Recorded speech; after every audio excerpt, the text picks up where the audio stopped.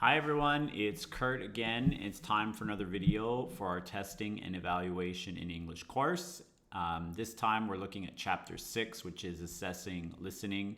This one's a little bit longer because now we're looking specifically at a skill, so I'll try to jump right in and not talk too much. All right, here we go. Okay, so our learning objectives to start with.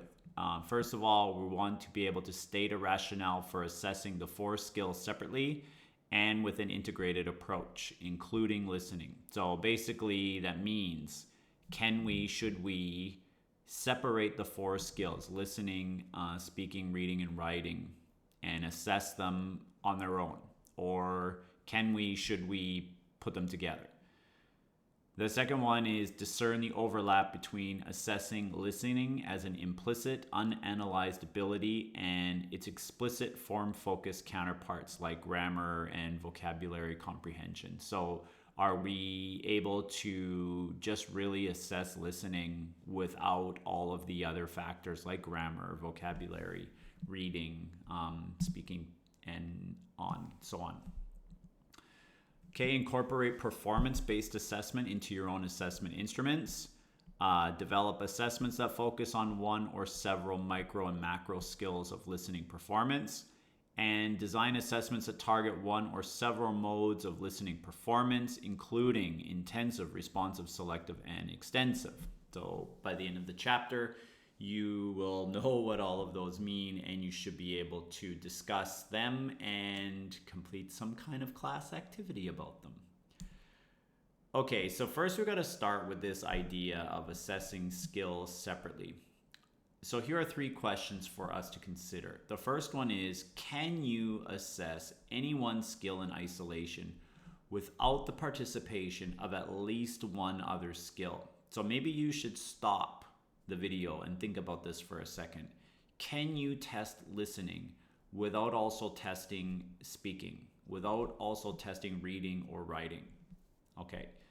The second one is, how do grammar and vocabulary fit into the assessment of the skills? Now, there is a separate chapter later on testing grammar and vocabulary, but obviously, when we give any kind of test, grammar and vocabulary are still a part of it. And so maybe we should consider that when we're testing listening as well. Are we testing listening, or are we just testing grammar and vocabulary? I think this is a common issue for junior and senior high school teachers, in that even though they're testing listening, maybe their focus is really still on the form of the language. Last one, can we directly observe the performance of all four skills? Can you really observe someone listening and therefore assess their listening ability? All right, so let's talk about the integration of skills. Okay, so if we think about using a language, not in the classroom, just using a language, most linguistic performance involves at least two skills. It's very, very rare that you will only use one skill. Now, of course, it's possible. You could be in your room, lights off, listening to a podcast. Okay, totally listening only. But that's not the most common thing you will do during the day. You will interact with people. You will read something. When you're listening to videos, probably there are subtitles, closed captions on there.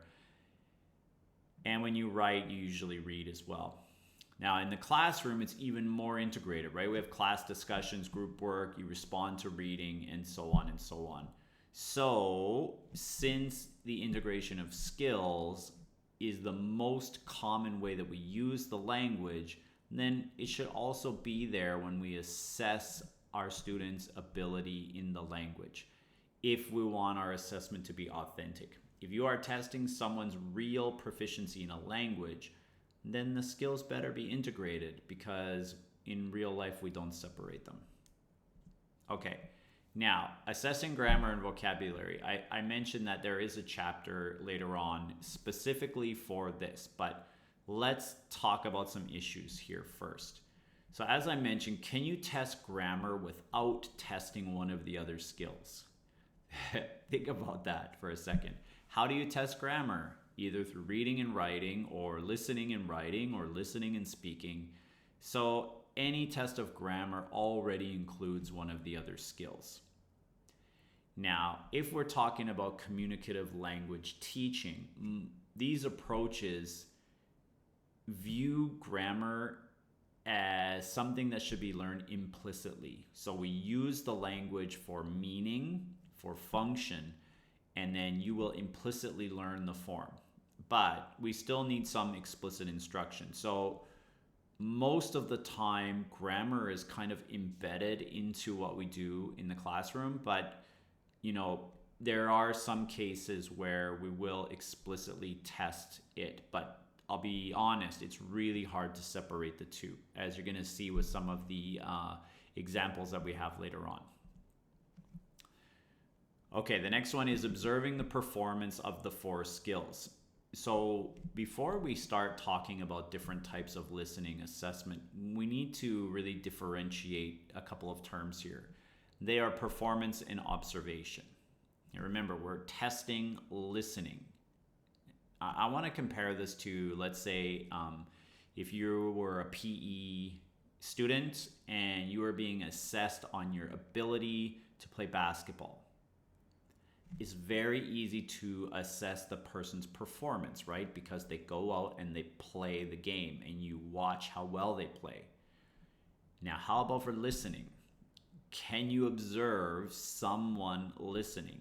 So if we think about the 4 skills of English, you can assess a person's competence, but you observe their performance. You cannot assess someone's listening performance. Now, one thing you have to keep in mind when you're doing these tests is that the performance might not be an indicator of a person's competence. And there are a lot of reasons for that, which I'm going to go over later. So as a teacher, you should always triangulate your measurement. Now, what that means is, if you think about a triangle, there are 3 points on the triangle. Now, triangulation doesn't mean 3. It just means multiple sources. It means you cannot just have one type of test or one type of task and then say, okay, you pass, you fail, you're good, you're bad. It doesn't work that way. You should have multiple sources that all tell you the same thing, and then you can really have confidence to make a decision. So, for example, you could have several tests where you combine the scores. Quizzes throughout the semester, different types, different performances, and then at the end you put those scores together and hopefully their scores are quite similar. Maybe you give a single test but with many different test tasks. So these type of tasks will account for different learning styles and different performance variables. Remember, every student has a different learning style. If you just use one type of task or one type of item, if they're not good at that, you're not going to get their true competence. You're just going to see their performance. You can use in-class and extra class graded work. And then, of course, some what we call less conventional forms like journals, portfolios, conferences, observations, self, and peer assessment. Okay, so keep those in mind for all of the skills, not just for listening. Okay, so here's a table that you can look at, which will make it a lot clearer. Can the teacher directly observe the process, first of all? So we got listening, speaking, reading, and writing. Can you watch someone listen? Now, you might argue with me and say, I just look at you. Yeah, true. But can you actually see the sound going in someone's ear and their brain processing that information? Of course not. And same with reading. So the input skills, the teacher cannot observe the process. Okay. Speaking and writing, you can. You can watch someone speak, you can watch someone write. Okay, how about the product? Can you see someone's listening comprehension? No. Can you see someone speaking? Now, what I mean by that is, can you see the words coming out of their mouth? Of course not. Once they come out, they're gone. Reading, of course, you cannot see the product of reading comprehension. I'm not talking about the answers to the questions. I'm talking about the actual skill of reading. And then writing, yes, you can see the words on the paper. So actually, when we assess, it's not very often that we can directly observe these things. And so it's really important that our assessment types, items, are as strongly correlated to what we are trying to assess as possible. Okay, so down below then I've got, you cannot observe the listening process, only the result, which means whatever your comprehension question is or whatever it is you want them to do. Okay, and receptive performance can only be assessed by inference, right? We cannot directly assess somebody's listening comprehension, which can cause some problems.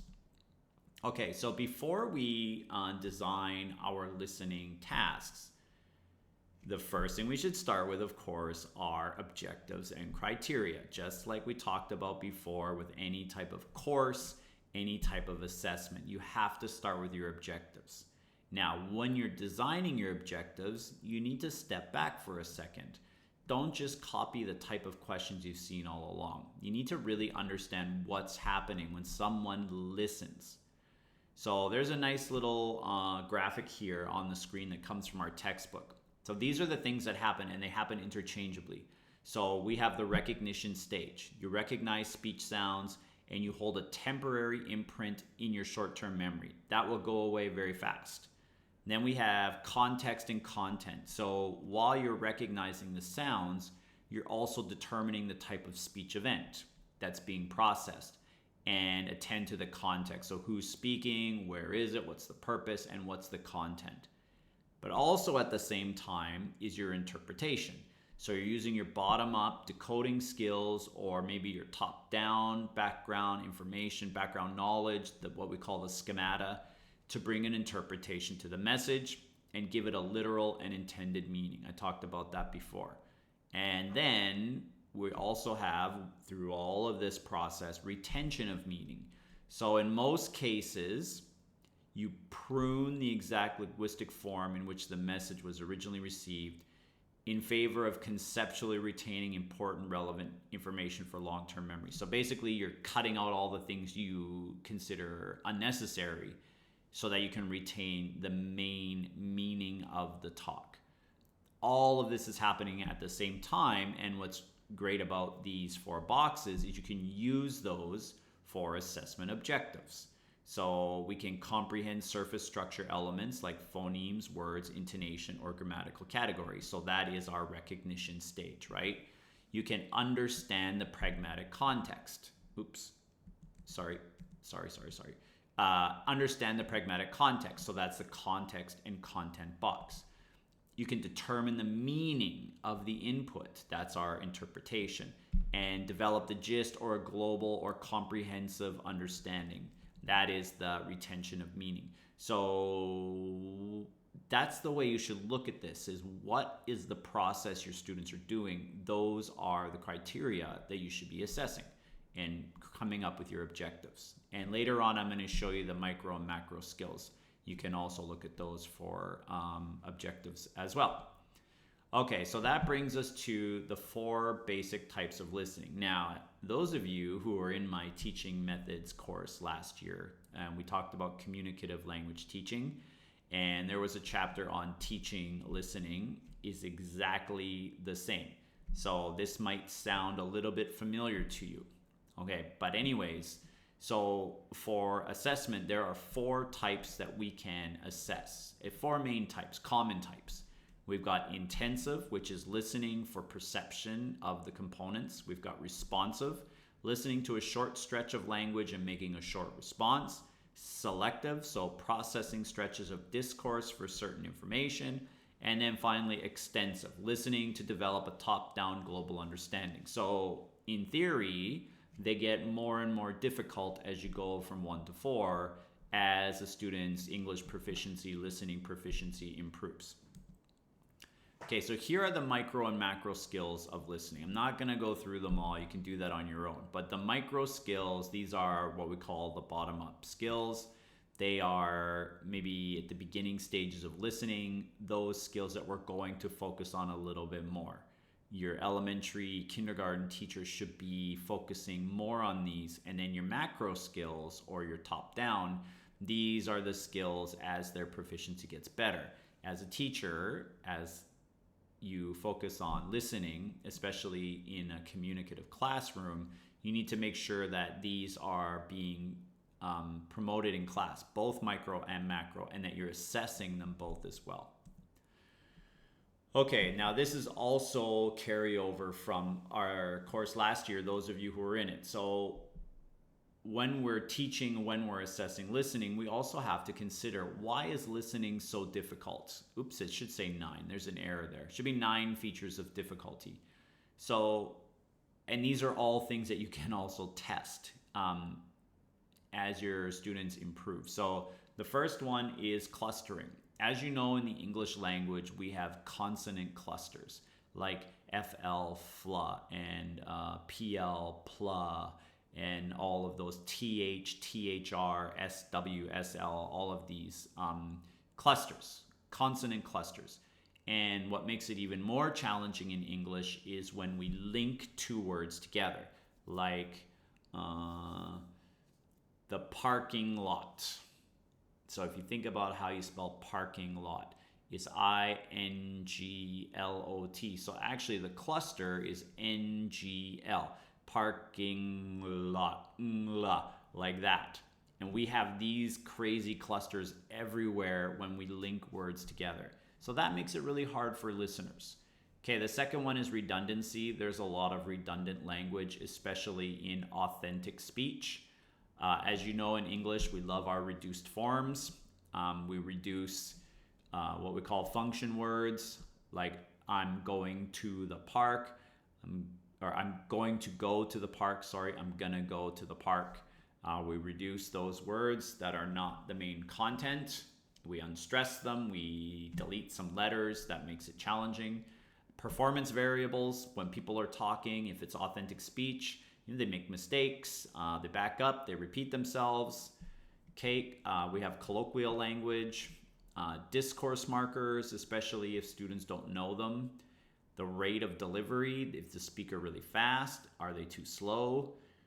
Stress, rhythm, and intonation are very, very important, especially intonation, because you can change the meaning, whether it's a statement, a question, it's sarcasm, surprise. Okay, and then the last one is interaction. Of course, interaction makes it much more challenging when they have to listen and plan their speech at the same time. All right, so here we go. We're gonna look at some different types of assessment tasks, and probably something that we're going to do in class on Thursday. So the first type of listening, this is the 4 types of listening that I talked about. The first one is intensive, and I'm gonna show you a few examples from the book. So the first type of intensive is recognizing phonological and morphological elements. So here's our first example. We have phonemic pair consonants and then phonemic pair vowels. So the first one, the test takers here, he's from Taiwan. And then the test takers have to circle the answer that they heard. He's from Taiwan or she's from Taiwan. Okay, so let's circle the answer. The second one is vowels. Is he living? And then, of course, they have to circle which one they heard. Did they hear, is he leaving or is he living? So you can see in the first one, it's between he's and she's. They're testing the phonemic pair, the consonants. And then in the second one, it's the vowel sound E and it, a commonly mixed up one. Okay, so of course, this type of test, you can have 5 or 10 items on all commonly confused ones. Okay, so another one, morphological pair, the ED ending, I missed you very much, and then they have to circle A or B. Okay, another type of intensive listening task could be stress pattern in can't. As you know or should know, we always stress can't, but we reduce can. So it should be like this: my girlfriend can't go to the party, or my girlfriend can go to the party. We never go, my girlfriend can go to the party. So stress, can't go, can go. As you can see here, we're assessing whether they can hear the difference. Now, These type of intensive listening tasks, they're decontextualized. So the authenticity is quite low, but they're still useful in testing their ability to hear the differences. Okay, another type of intensive listening is paraphrase recognition. Okay, so this is more at the sentence paraphrase level. A test taker would hear, "Hello, my name's Kiko. I come from Japan." And then you can see the answers here are paraphrased. So they read and circle the right answer. Keiko is comfortable in Japan. You see that one's quite tricky, right? Keiko is comfortable. I come from Japan. Comfortable in Japan. Similar. Keiko wants to come from Japan. Keiko is Japanese and Keiko likes Japan. This one's a little bit tricky. So you can tell the author put some thought into these distractors. Okay, the next type of listening then is responsive listening. And here, now you need to give some kind of short response based on listening to a little bit longer than the last one. So test takers here, how much time did you take to do your homework? And in this particular one, they circle the correct answer. In about an hour, about $10. Yes, I did. So here, what they're doing is they're testing the how much. This is a WH question type assessment. Or you could do it as an open-ended response. It doesn't have to be multiple choice. How much time did you take to do your homework? Test takers can write their answer or they can speak it depending on which way you want them. Remember, we're testing their listening comprehension. And so if they have to write the answer, you have to make sure they're able to do that, or they may have understood it, but they're unable to write properly, or maybe they have some anxiety in speaking, and when they try to say it, they don't say it properly because they're nervous.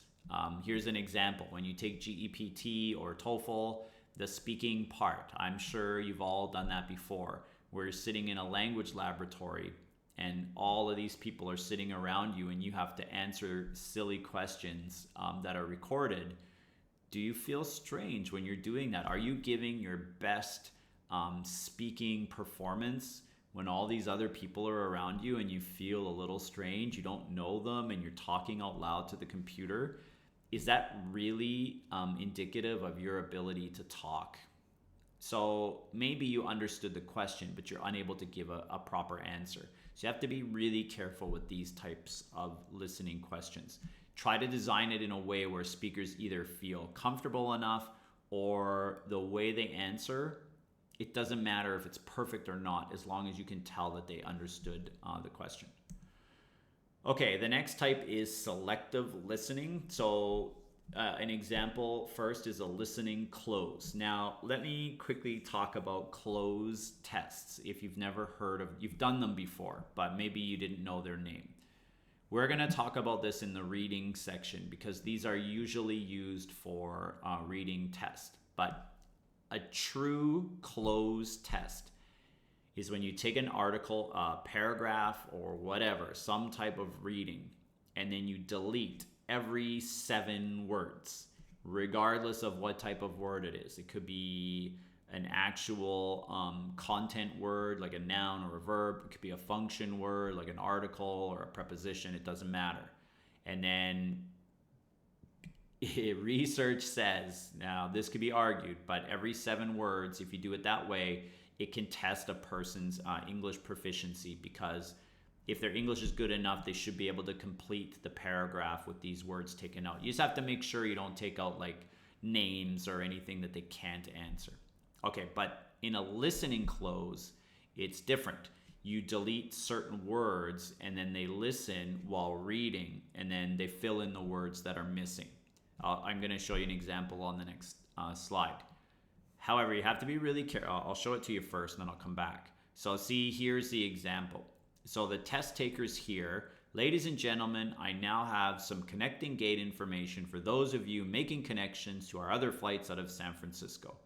Now, the sentences below is what they're going to say, except on the lines, there are no words there, right? So the speaker will say flight 706, and then you have to write 706 on the line. So just some information is missing. Okay, so this is what we call a listening close. Now, if this is designed poorly, it becomes a reading comprehension test. You have to make sure that the words you take out cannot be guessed just from, like, for a very simple example. If the sentence is, my name, Kurt, of course I don't need to listen to it, right? I'm gonna write is. My name is Kurt. So you have to try to use items that are high information that cannot be predicted. So look at the example here. Flight number 706, gate 73, 9:30 p.m. Of course, you cannot guess those. You need to listen in order to answer it. Now, the last thing I wanted to talk about here is when you do a close test, a reading close test, one way to score it is to accept words that are not the same word that you took out, but the meaning is the same and it doesn't affect the meaning of the article. Like, for example, if the word you deleted was large and I put in enormous, it's okay, it's still correct. But in this type, it must be the exact word. You can't let them change the answer because you're really testing their listening ability, not their reading comprehension. Okay, another type of selective listening is what we call the information transfer. So orally processed, that means listening. Information must be transferred to some type of visual representation. It means you listen and then you put the information down on paper. So maybe you label a diagram or you identify something in a picture. Maybe you circle it or you circle the right picture. Complete some kind of form, show routes on a map. It doesn't matter what it is, but you listen and then you put that information onto the paper if that's what you're using. So here are a couple examples. One type is multiple picture cued selection. The test takers here choose the correct picture. In my backyard, I have a bird feeder. Yesterday, 2 birds and a squirrel were fighting for the last few seeds in the bird feeder. The squirrel was on top of the bird feeder, while the larger bird sat at the bottom of the feeder, screeching at the squirrel. The smaller bird was flying around the squirrel, trying to scare it away. Okay, so you can see there's a lot going on in here. Of course, they're not reading, they're just listening. We've got prepositions, we've got animal names, we've got some verbs in there as well. So they have to choose a correct picture. All right, another type, this is actually a TOEIC example. Another type is the single picture cued verbal multiple choice. You see the picture and then you circle the sentence that is correct. He's speaking into a microphone. He's putting on his glasses. He has both eyes closed. He's using a microscope. And then you choose the correct one. Okay, another type is sentence repetition. Now, they do this on GEPT. I'm not sure about the other ones, where the test taker repeats a stretch of language long enough to reproduce it orally. So, I know in the GPT test, they will make some kind of sentence like, I'm driving to the supermarket, and you hear it, and then you have to repeat it. So in theory, incorrect listening comprehension will lead to inaccurate responses, right? Like, I'm driving to the supermarket, but I don't know what a supermarket is. So of course I'm not going to say supermarket. I might say I'm driving to the supermarket, like that, something, right? Now, in my opinion, these are very weak assessment items and I would not rely on them too much. So I'm going to give you both ways. In my opinion, their mistake might not be listening comprehension. It could be memory because of test anxiety or whatever. Maybe I heard it and then as I was going to say it, my mind goes blank. That doesn't mean I didn't understand. It means I just got scared or something happened and I forgot it. And that's not authentic, right? Because if you or I are outside talking and you say something to me and I try to repeat it and I forget, of course I can just ask you to repeat it. So this part makes it very inauthentic. And it could be that I really understood what you said. I know you said supermarket, but I just don't have any confidence to say that word. It happens to me in Chinese all the time. You say something, I can understand it, but I don't have the ability or the confidence to repeat it in Chinese. So, what was that? Does that mean I failed listening comprehension, or was that a production error? It's probably a production error. Second, maybe I'm really good at mimicry. So you say, I have a tennis ball.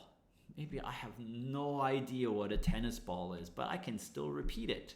So now I'm cheating. I don't even know what a tennis ball is, but I can say it. So is that listening comprehension? I don't know. I feel like this type of task is very, very inauthentic.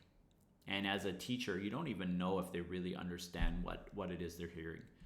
Okay, now we're going to move on to the last one, which is extensive listening. So these are more challenging, and the levels of English input and output should be more complicated. So there's a few questions that you should consider first. Can listening performance be distinguished from cognitive processing factors like memory, associations, storage, and recall? When you listen to someone talk for a minute and then you're asked to recall what you heard or give some specific details from the listening, is that just listening or is that now memory? Is it possible to separate those two? If so, how many words before it becomes a memory task too? Okay, second one, as assessment procedures become more communicative, does the task take into account the test taker's ability to use grammatical expectancies, lexical collocations, semantic interpretations, pragmatic competence? So this is why we talked about at the beginning, it's really hard to just test listening, because as the proficiency increases and the level of what you're giving them increases as well, it becomes more difficult. You have to really consider all of these other factors like the pragmatic competence. Maybe they can understand it, but do they have the ability to do or use the language for the function you want them to? Okay. Are test tasks themselves correspondingly content valid and authentic? Do they mirror real world language and context? So I just talked about that with the sentence repeating one. And as assessment tasks become more open-ended, they more closely resemble the pedagogical task. So that means the classroom task that you want your students to do. So we get a question. What's the difference between an assessment task and a teaching task? And the simple answer is scoring. You typically won't score your students when you ask them to do something in the classroom. And then when you ask them to do it for a test, you're going to give them a score. That's it. So the closer those two are, the better, in my opinion, because the students will be used to communicating in that way. Okay, so here's some examples of extensive listening. Now, the book calls dictation quasi-extensive in that it's not totally an extensive listening task, but it still could be considered there. But basically, dictation's like this. You read some short passage of about 50 to 100 words, and you recite it 3 times. You do it first time at normal speed. No slowing down, no repeating, just read it normally. And typically you'll ask the students to even put their pencils down maybe and just try to process what they're listening to in terms of like global listening. And then you read it a second time where you read it in chunks and you pause between the chunks and give them enough time so that they can actually start to write it down. And then you read it a third time, again at normal speed, where they can check their answers. Okay, now, authenticity is a real question here because we don't really do dictation in the real world too much. But dictation is a great window into a student's linguistic competency because when students, I'm not sure if I talked about this one in class or not. I know I did in my speaking and listening course. But when you do dictation and you have students write down everything you say, all of these features of spoken language like stress, intonation, reduced forms, clusters, they all come into play. And when students make mistakes, they're able to go back. It's really important that after they do dictation that you let them see their mistakes and you go over it again. And they can see what kinds of things they're getting wrong.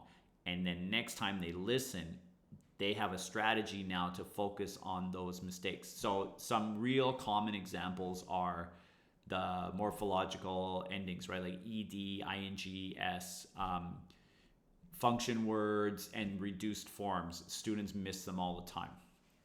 And dictation is good too because it activates higher levels of cognition, but you really need to consider your scoring before you do it. You need to make sure that you know how you're going to score it. Are you just going to mark every word that's wrong? What about spelling mistakes? What if they got the word right, but they spelled it wrong? What if they added words? So here are some things you should consider. There's no correct answer here. Just make a system that works for you.